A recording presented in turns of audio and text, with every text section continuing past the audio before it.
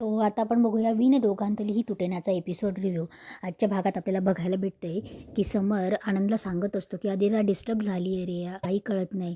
तसं तर मला चिंता वाटायला लागली. तिची चिंता तर आधीपासूनच वाटत होती की ती रोहनच्या आईसोबत त्या बाईंसोबत कशी डील करणार आहे म्हणून. अरे त्यांची तर हद्दच गाठली रे. आमच्याच घरी येऊन ते आमच्याच पोरीला बोल लावतात. त्यात या स्वानंदी मॅडम. तेव्हा आनंद बोलतो की समर तिची काय चूक आहे. तेव्हा समर बोलतो अरे चूक नाही म्हणजे काय, अशा काही गोष्टी करायला जातात ज्याच्यात त्यांना काही मिळतही नाही, उगाचच मोठेपणाचा आव आणतात. इकडे सूज तिच्या रूममध्ये डुप्लिकेट सह्या मारायचं शिकत असते. तेव्हा मंदाकिनी तिला ज्यूस घेऊन येते आणि बघते तर काय, ती बोलते की सूज हे काय चाललंय, तुझ्या बाबांची साईन करतेस तू. तेव्हा सूज बोलते की अगं मम्मा तू कशाला घेतला पेपर.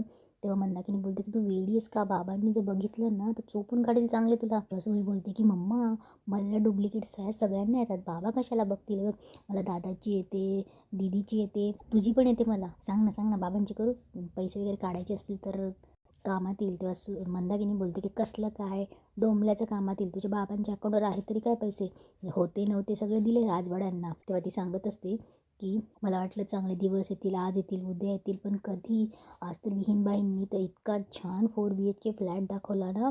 तेव्हा सूज बोलते काय बोलते मम्मा, म्हणजे माझी पर्सनल बेडरूम राहिली, सांग ना कधी जायचं. तेव्हा मंदाकिनी बोलते की वाट बघ, जोपर्यंत ती आधिरा इथून कायमची निघून जात नाही ना तोपर्यंत काही भेटणार नाही आपल्याला. इकडे रोहन स्वानंदीला भेटायला येतो आणि विचारतो की काय प्रॉब्लेम आहे तुम्हा बायकांचा, तुम्हाला सगळ्याच गोष्टी आत्ताच्या आत्ताच भेटायचं असतं का. आधिराही आत्ताच्या आत्ता भेटायला बोलत होती पण तिचा फोन ठेवतोच काय, तेवढ्यात तुझा फोन आला की ताई अगं काय चाललंय. स्वानंदी रोहनला सांगत असते की रोहन तुला समजत नाही आहे का, अरे ती पण डिस्टर्ब आहे, तू तिला समजून घ्यायला पाहिजे असं तसं. तेव्हा रोहन स्वानंदीला सांगत असतो की ताई अगं आधिरा आधीपासून तशीच होती, ती फारकी चिडचिड करत असते, अगं मी तिला समजून घेत नाही का, म्हणून मी लग्नाआधी तुम्हाला हेच सांगण्याचा प्रयत्न करत होतो. तेव्हा स्वानंदी बोलते की लग्नाआधीचं बोलू नको, आत्ताचं सांग, मला सांग आत्ताचं लग्न झाल्यानंतर ती कधी तुझ्यावर हायपर झाली आहे का, एवढी एक गोष्ट सोडली तर. तेव्हा रोहन बोलतो की नाही तसं नाही आहे ताई, ते नाही झाली आहे, पण अगं ताई तुला माहिती का तिला माझ्याकडून काय अपेक्षा आहे, तुम्ही ना सगळे मलाच बोलता, ते काय आहे ना, तू तर मला झापायलाच आली आहेस ना, तुम्हाला काय वाटतं की मी चुकतोय, मी समजून घ्यायला पाहिजे, पण किती अगं ताई मला पण काहीतरी आहेत ना, तुम्ही काय तिला तिला बोलले की तुम्हाला माहिती आहे ना ती काहीतरी काहीतरी आगाऊपणा करते काय किंवा काहीतरी फियास्को क्रिएट करते, त्यामुळे तुम्ही तिला बोलतच नाही, ती काहीतरी करेल याच्या हेतूने तू मला समजायला आलीस. ताई तुला माहिती आहे का, हेच सांगतो मी, लग्नाआधी पण ती असंच करायची, पण तुम्ही मला कधी समजूनच घेतलं नाही. तुला माहिती आहे का तिचं म्हणणं काय आहे, तिचं म्हणणं की मी आईबाबांना सोडून तिच्यासोबत वेगळा संसार करावा. ताई कसं शक्य आहे हे, मी आईबाबांना सोडून नाही राहू शकत. अगं आत्तासुद्धा तिचं काय म्हणणं होतं की मला भेटायला आहे. अगं ताई अर्ध्या तासात माझी मीटिंग होती, तिला मी बोललो की तुला मी नंतर कळवतो, तेव्हा ती बोलायला लागली की तुझी मी प्रायोरिटीच नाही आहे, असंच आहे तसंच आहे, तुला मी नकोच आहे. हे सगळं बोलल्यावर मीही चिडलो आणि तिला बोललो की ठेव फोन, मला नाही भेटायचं आहे तुला. मग यात माझं काय चुकलं. इकडे मल्लिका मंदाकिनीला फोन करते, तेव्हा मल्लिका मंदाकिनीला बोलत असते की काय मग केलं का मी तुम्हाला जे सांगितलेलं काम. अहो ते जो फ्लॅट बघितला ना आपण, त्या बिल्डरचा फोन आला होता. अहो तो बोलत होता की त्याच्याकडे अजून 3 गिराईक आहे, तुम्ही फ्लॅट घेणार आहे की नाही. तेव्हा मंदाकिनी बोलते बापरे एवढा छान फ्लॅट हातचा जाईल का.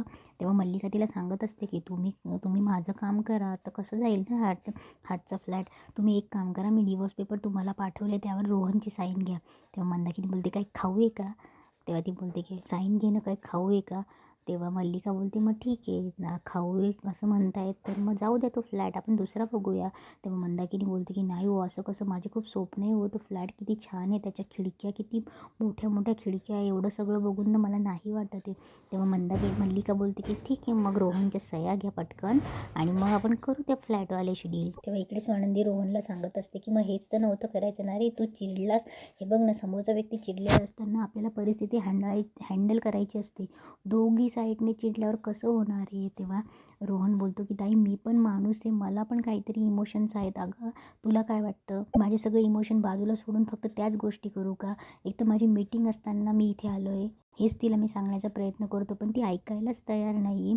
तेव्हा स्वानंदी बोलते की रोहन अरे तिचं तुझ्यावर अति प्रेम आहे, खूप वेड्यासारखे प्रेम करते ती तुझ्यावर. तेव्हा रोहन बोलतो की मला माहिती आहे ताई, आणि तुला काय वाटतं माझं पण तर तिच्यावर प्रेम आहे, मी पण तिला घरी राहिल्यावर मीच करत असतो, पण तिला फक्त मी हवा असतो बाकी कोणीच नसतं. तेव्हा स्वानंदी बोलते असं नाही आहे, तिला बाबा आवडतात, बाबांची तिचं चांगलं जमतं आणि सूस आणि तिचाही बॉन्ड चांगला आहे.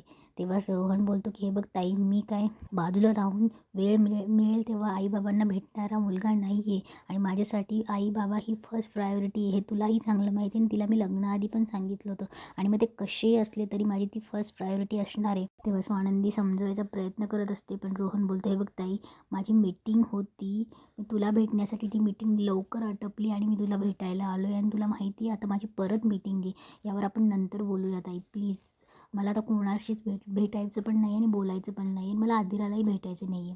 तेव्हा स्वानंदी बोलते अरे रोहन, तेव्हा तो बोलतो की ताई प्लीज माझी मीटिंग आहे. तेव्हा स्वानंदी बोलते की ठीक आहे, आय कॅन अंडरस्टँड. तेव्हा रोहन तिथून चालला जातो. राजवाड्यांच्या घरी एक पार्सलवाला येतो नोटीस घेऊन. तेव्हा नेमका मल्लिकाच ती नोटीस घेते आणि मल्लिका ती नोटीस बघते आणि ती खूप खुश होते. तेव्हा ती पार्सलवाल्याला 200 रुपये देते आणि बोलते की आज खूप आनंदाचा दिवस आहे, मिठाई खा.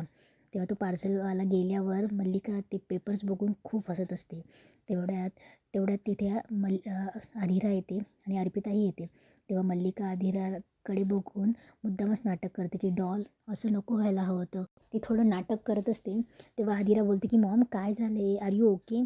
तेव्हा मल्लिका मुद्दामच रडायचं नाटक करते आणि बोलते की डॉल तू ठीक आहेस ना, डॉल तू पॅनिक नाही होणारच ना.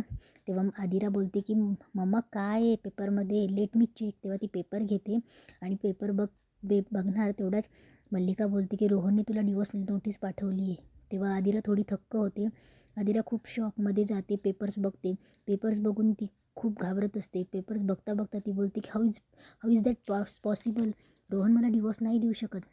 तेव्हा मल्लिका बोलते की डॉल थांब थांब, तू रडू नकोस, तू स्वतःला सावर, तू काय पॅनिक नको होस. तेव्हा आदिरा खूप जास्त शॉकमध्ये गेलेली असते. ते पेपर खाली पडतात.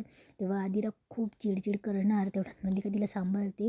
तेव्हा आदिरा मल्लिकालाही ढकलते. आदिरा हातातला फोन फेकते, टेबलवरचे सगळे फ्लॉवर पॉट वगैरे सगळं फेकून देते आणि रडायला लागते, जोरजोरात ओरडते आणि घाईघाईत कुठेतरी जाते. तेव्हा मल्लिका आदिरा ओरडत असते. तेवढ्यात आदिरा चालली जाते. तेव्हा मल्लिकाला हसायला येतं. तेव्हा अर्पिता बोलते मम्मा अगं. तेव्हा मल्लिका बोलते की लेट हर टेक टाईम. तेव्हा मल्लिका बोलते की बरं झालं एक डिवोर्सची नोटीस योग्य वेळात आली. तेव्हा अर्पिता पटकन नोटीस बघते. त्या दोघी खूप खुश होतात. थोड्या वेळात मल्लिका समरला फोन करते आणि बोलते की समर लवकर घरी ये, ती बिलकुलच कोणाचं ऐकत नाही आहे, ती बघ खूप काय करते. तेव्हा समरचा फोन ठेवल्यावर समर पटकन घाईघाईत आनंदला बोलतो की काहीतरी गडबड झाली, आपल्याला निघायला हवं. ते पटकन निघतात. इकडे आदिराला सगळे सांगत असतात की आदिरा मागे हो, आदिरा काय करतेस. तेव्हा आदिरा बोलते की मला नाही जगायचे, रोहन मला डिवोर्स देऊ नाही शकत, त्याला मी आवडतच नाही, त्याचं माझ्यावर प्रेम नाही. आदिरा बडबड करत असते. तेव्हा मल्लिका बोलते की आदिरा बाळा प्लीज मागे हो, तुला माझ्यापेक्षा रोहन इतका महत्त्वाचा आहे का. एक काम करते, मी त्याचे पाय पडते, मी त्याला सांगते की असं नको करूस, मी त्याच्या हात पाय पडून माफी मागते, पण प्लीज आदिरा तू मागे हो. तेव्हा आदिरा बोलते की नको आहे मला, त्याचं माझ्यावर प्रेमच नाही आहे, त्याला फक्त त्याची आईच हवी आहे, त्याला मी नको आहे. खूप वेळ काही झालं की प्रत्येक वेळेस तुम्हाला असंच करतो आणि नंतर येऊन बोलतो की माझं तुझ्यावर खूप प्रेम आहे, काय फायदा त्याचा. तेव्हा आदिरा बडबड करत असते. तेव्हा मल्लिका बोलते की अर्पिताला आपी जा पटकन अंशूला बोलून आण. अंशू पण येतो. अंशूही बोलतो की आदिरा मागे हो, तू काहीच करू नको. तेव्हा अंशू पटकन येऊन काहीतरी कवरअप करायचा प्रयत्न करतो. तो सीडी लावतो, पण आदिरा त्याच्यावर चिडते की जर तू सीडी लावली तर बघ मागे हो, बिलकुलच वरती येऊ नको. तेव्हा ते तिला सगळे समजवण्याचा प्रयत्न करत असतात की आदिरा थांब म्हणून. परत स्वानंदी खाली येते. तेव्हा स्वानंदी तिच्या स्टाफला विचारते की रंजना.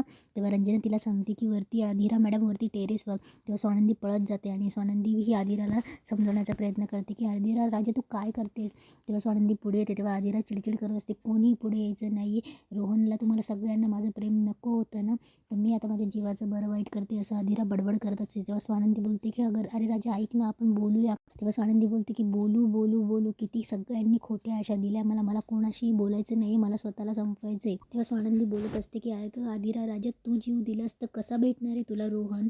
तेवढ्यात परत मल्लिका समरला पुन्हा फोन करते की निघालास का तू. तेव्हा समर बोलतो की एक काम कर काकू, तू स्पीकरवर फोन टाक, मला बघू दे, मला बोलू दे तिच्याशी.